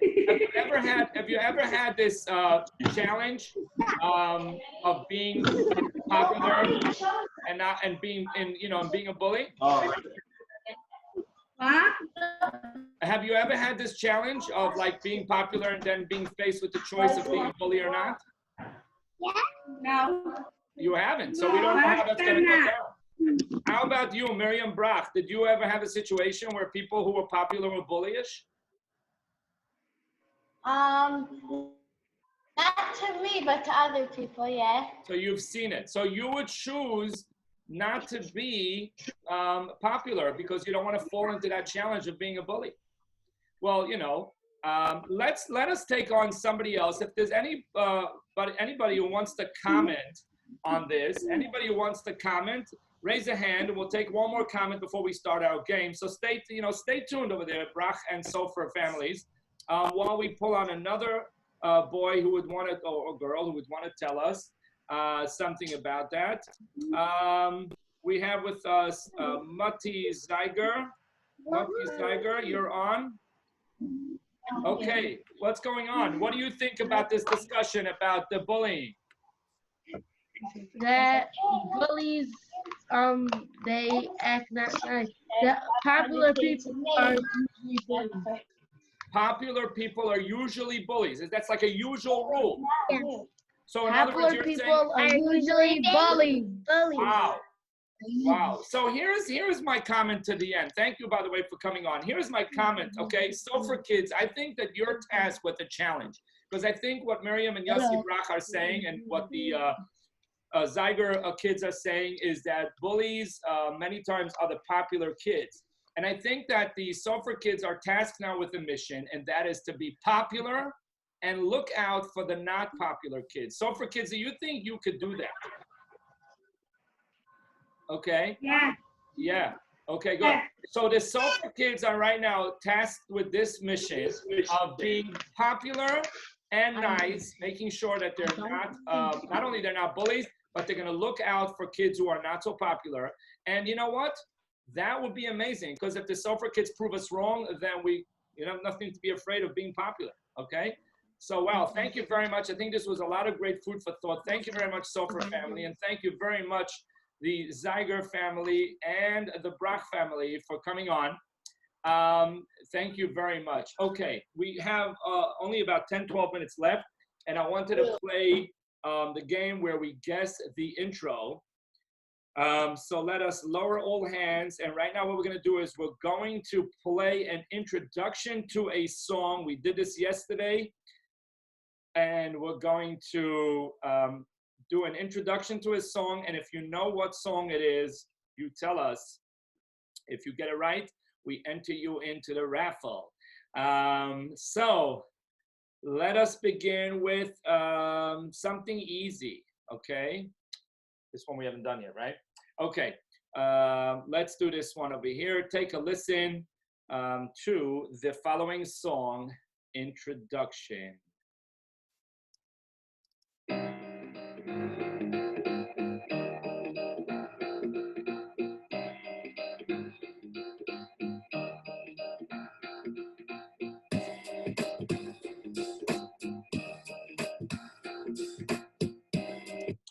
Okay, that was an easy one. I'm expecting everybody to know it right away. By the way, anyone can raise a hand. This is not like the trivia over here. Anybody can raise a hand. Even boys already had a chance. We're going to try to, give others a chance as well. But so let's see. We have, wow, there's a lot of things. Okay, there's a boy here who says, I was never picked. Well, right now you were picked. Okay, I'm not sure who you are. You were never picked. Now you were picked. Sadik, what's your name? Shmili Schlesinger. Shmili Schlesinger. How are you, Shmili? Good, Baruch Hashem. Okie dokie. I have Schlesinger campers. Are you a camper? No. No. Okay. The reason I ask is because I didn't think you were. But imagine that you were, and I would have said, hey, I don't know you. That would have been terribly offensive. So I'm always careful. But I did not recognize you. Where are you from, Shmili? Lakewood. You're from Lakewood. No, the reason I'm asking is because it looks like you're in the middle of an ocean, in the middle of a cruise in the ocean. So it actually looks very good. I don't know if you can feel the wind, but if you put on a fan, you can just feel the wind, close your eyes, and you can be imagining like you're on the ocean. Okay, so whose song is it?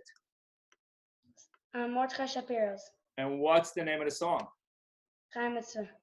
Very good. Schar Mitzvah it is. Yes, Schar Mitzvah by Mordechai Shapiro. Do you know the meaning of the word schar mitzvah?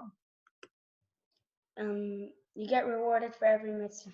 well, that means schar mitzvah. So what's the second mitzvah? Schar mitzvah, mitzvah. I don't know.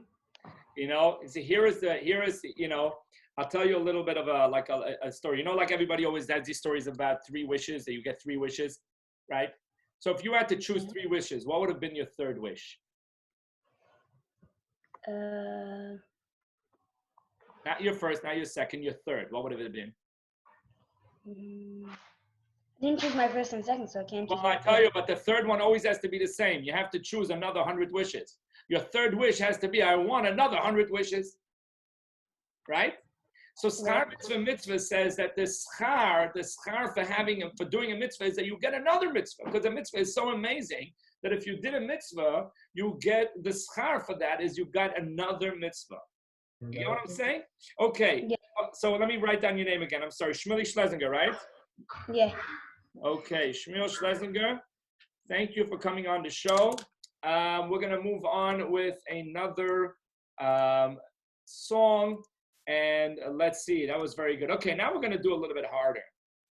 Okay, we're going to go back. We're going to go back 10 years. Okay, I'm giving you a hint. It's going back 10 years to a song. Let's see. Take a listen.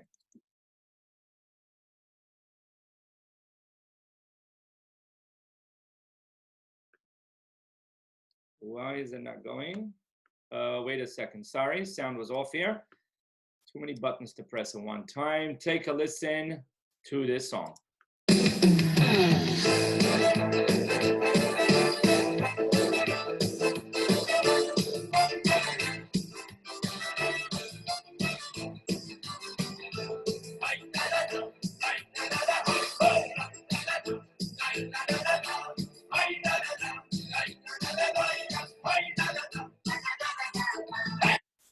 Okay, that's an old song. If you know the name of this song, one second, I don't know if I lowered the hands. I'm sorry, I'm going to lower the hands and you can vote again. Sorry, raise your hand. I just lowered everybody's hands because I wasn't sure I did it before. Raise your hand if you know that song. We're going to play it again. I want to play it again just because it's a real old song and most of you probably don't know it. Let it maybe ring a bell. Listen again.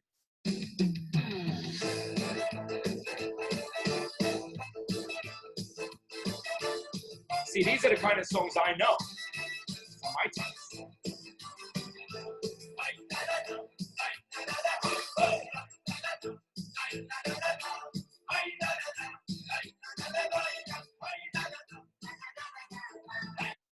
Okay, if you know the name of the song and who made it, okay, we have another boy who wrote, whoops, one second.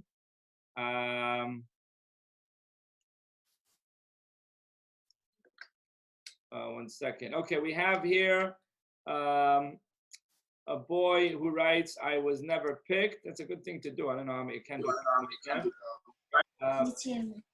It's me. This is me. There we go.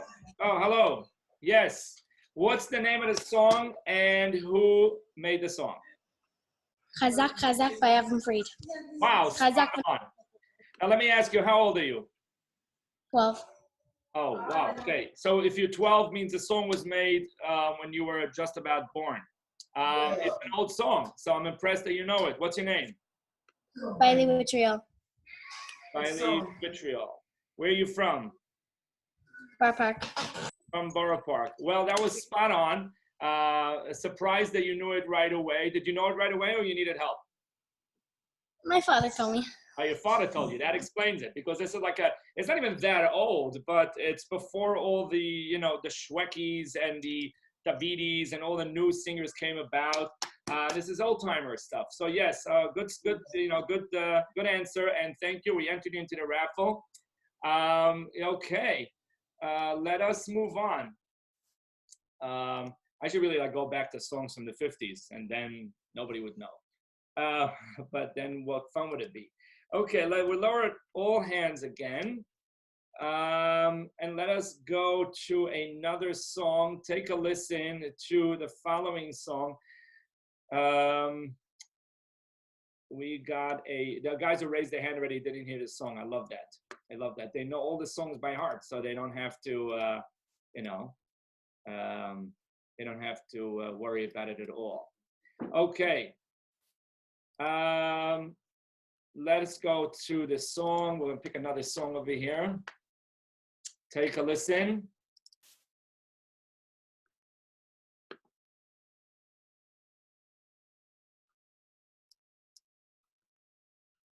I don't know why it didn't go. Hold on. Sometimes we get these technical difficulties where it kind of goes on strike and it doesn't want to start.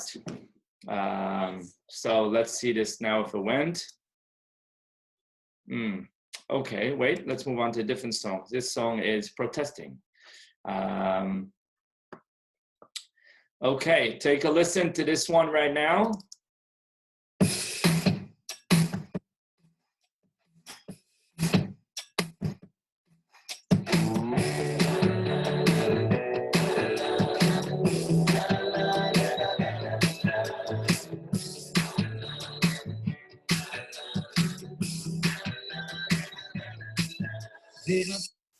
Okay, whose song is that?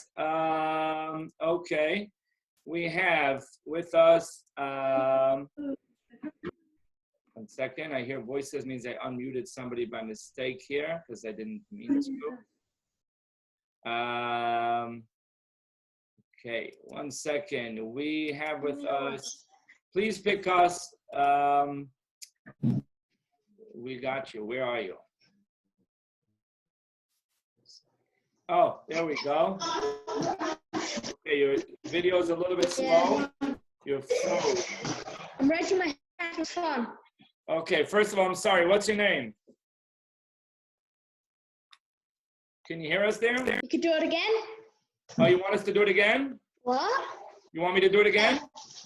Yeah, we could do it again. Okay, we could do it again. Your video over there is a bit slow, but we're going to do it again. So let me just play this again. Okay, hold on. Pay attention.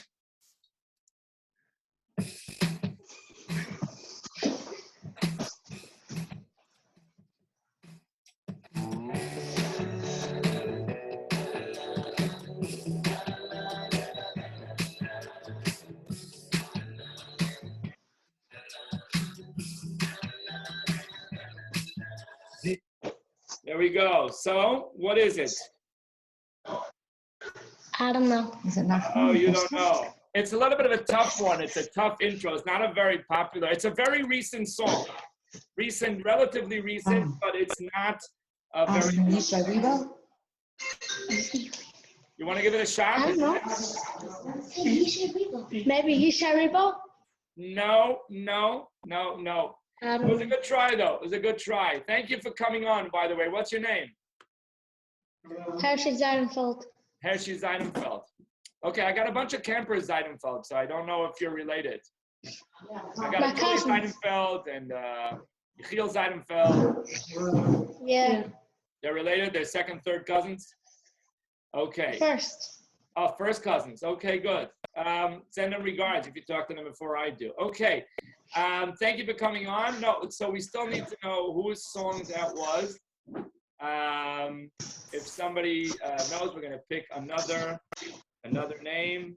No, it's fine. There we go. Now they're muted. Okay. We got with us a Mendy. Mendy, you're on. 1 second. Which Mendy is that? Hey, hi, Mendy. Okay. Whose song is it? Mordechai Shapiro's. Mordechai Shapiro, that's right. And which song is it by Mordechai Shapiro? Lecha. Which one? Lecha. Machar by Mordechai Shapiro, that is right. Oh. What is it? Not Machar. Machar is the name of the DVD, of the CD, but what's the name of the song? Sorry. Lecha. Lecha, very good. Can we play it so guys can hear it? Because they're not going to believe me otherwise. Okay? They're not going to believe me. Okay, what's your last name again? Pfefferkorn. Okay, Mendy Pfefferkorn. I know you're from somewhere. Where do I know you from? Haida. Okay, I wasn't gonna. I knew it. I knew I was from Haida, but I wasn't sure you wanted me to say. So if you were gonna say, "Oh, I don't know you, never saw you before," then I wasn't gonna give it away. I'm his principal, this tzaddik. Okay, and we spend an hour a day teaching songs. That's why he knows all the songs. That's not what we do. We teach geometry and other exciting stuff, right? So yeah, this is Mendy Pfefferkorn from. Moishi. We're allowed to say which chayda? Moishi Pfefferkorn. Moishi Pfefferkorn. Sorry, we're allowed to say which chayda? Yeah. Okay, so it's from Chatzara Kodesh, where I'm the principal. Doesn't make a chayda. Okay. So I'm going to tell, you know, the Anhula is that I've been working. I've been teaching. I mean, I spoke to Pfefferkorn today, and we talked to them about songs. Okay, awesome. So yes, it is L'cha. Let's play it a little bit so that they can believe me. The guys don't believe me.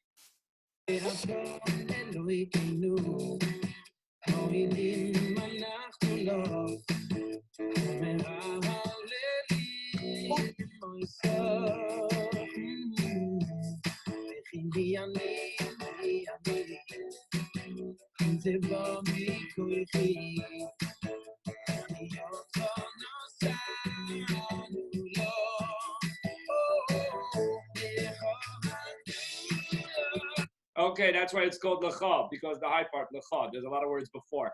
Anyways, thank you very much, Moshe, for coming on. We put you down in raffle. Good to see you. Okay, and if you talk to the other boys in the Chayda, send them regards. I miss them very much.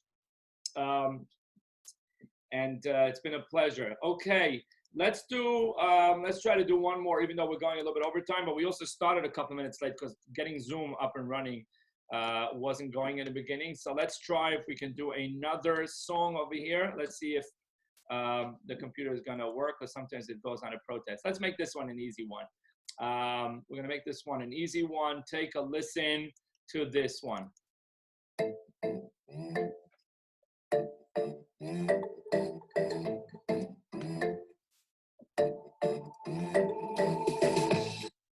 Okay, a very popular one. You should know this one, and we have a bunch of hands over here that were raised. We have with us,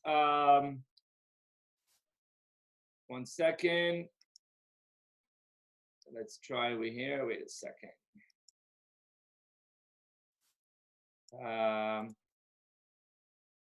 One second, I'm trying to, there we go. We have Reisman family. Reisman family, you're on. How are you? Okay, what's the song? What song was it? Macha Brocha. Macha Brocha, that's right. And who composed Macha Brocha? Who sings? Very good. Very good. Shmuel Younger, Macha Brocha, a very popular song. Macha Brocha. Maybe we'll play his song tomorrow. He has a nice, cute music video. What's your name? Chani Reisman. Chani Reisman. Okay, do you want to say hi to your friend? Yeah. Your classmates here. Say hi to your classmate. That's Chayla, that's Chani. Do you miss school? You miss going to school? Yes.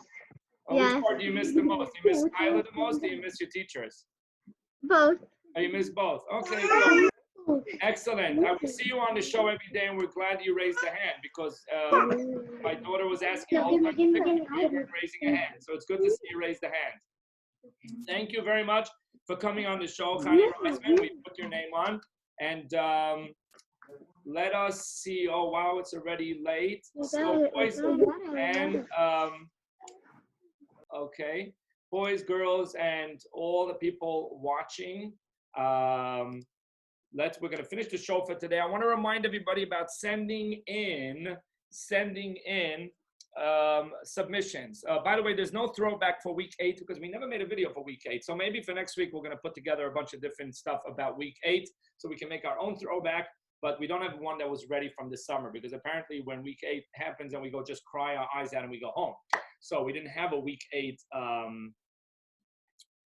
little video that was done in the summer, and I didn't have a chance to put one together. So it's been a pleasure and an honor having you on. Please send in submissions. We got a bunch of them. I want to get a whole bunch more, and then I'll give you instructions. The whole next week, we're going to be busy with voting for those art pieces. Remember, it's any form of art, whether it is through paint or through magnetiles or building or something. And it has the theme of camping in, learning and davening. You can make a shul, you can make your self-learning, whatever it is. And we will post them, vote on them, and of course give prizes for them. And let you know. Now, thank you very much, everybody, for joining and coming on. It's been a pleasure. Have a wonderful, wonderful Chodesh. The next show is on Monday at 3 o'clock. There is no Sunday show, but you can watch the previous shows on our YouTube channel, the Chaverim YouTube channel, if your parents allow you. And we have over there, you can look at day 1 all the way up to, there's going to be day 8. You can look at playbacks.